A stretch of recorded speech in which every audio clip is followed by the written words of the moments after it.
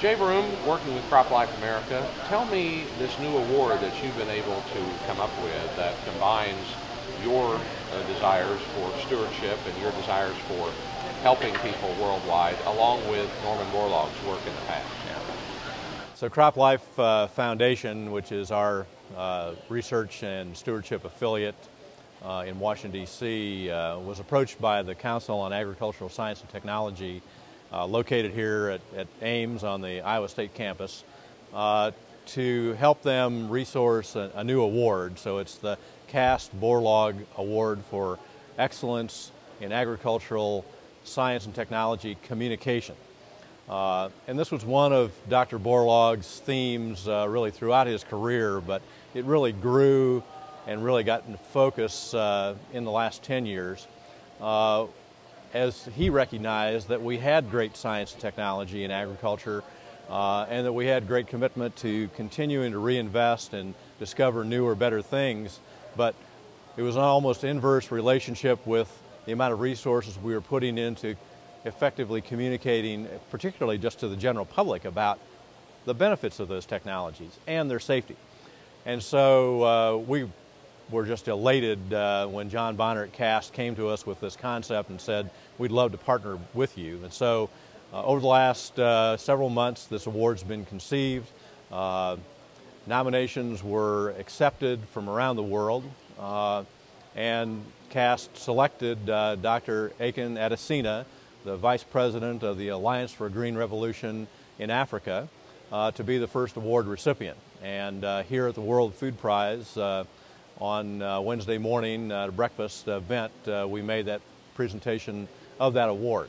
And this gentleman was educated at Purdue University, Dr. Adesina. He knows agriculture in the United States, but really worldwide. But he's committed to a career that is trying to find a way to lift the potential of smallholder farmers in Africa.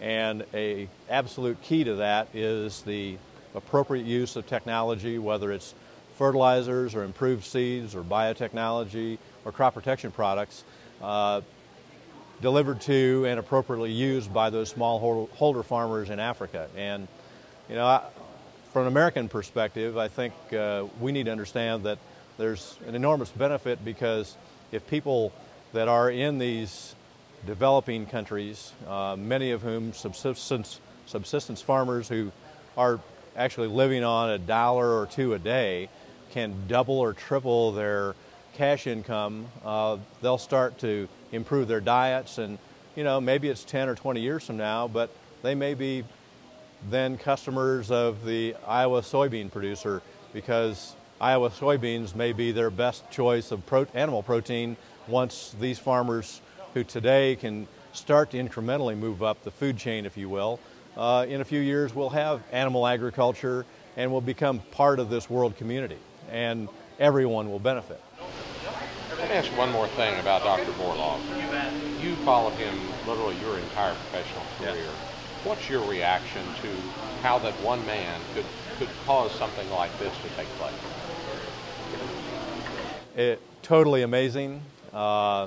And so one of the things that many of us have been talking about in this last year since Dr. Borlaug passed is who will step into his shoes, who will wear his cloak. And I think increasingly more and more of us realize it's not just one replacement, it's many. So Dr. Adesina, the Cast Borlaug Communications Award recipient, is one of those individuals. It's a team approach. It's a huge world. Things are more complex today than they were in 1971 when Norm got the Nobel Prize.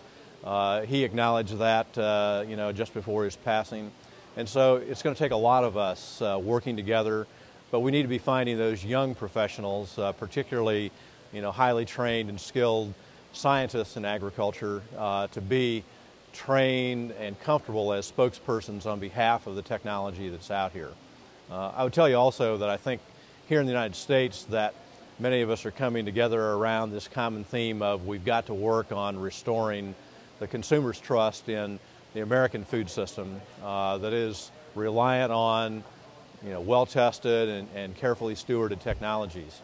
And there are about a dozen major commodity organizations, some of whom are headquartered here in Iowa, nationwide organizations that have come together to form something called the U.S. Farm and Ranch Alliance.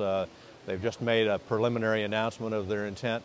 Many of us in agribusiness have been talking with them all about the notion of using this alliance to form some common themes on behalf of American agriculture so that we can reach out and touch the consumers' concerns, listen more cohesively to those concerns about the safety and reliability and affordability of our food supply and the role of science and technology. So I've got a lot of optimism as we stand here in Des Moines in October of 2010 that the next few years are not only going to be good economically for the American farmer, but that we've got some leaders, particularly in the commodity and farm organizations, that understand that we need to rally together to respond to the concerns that the American consumer have.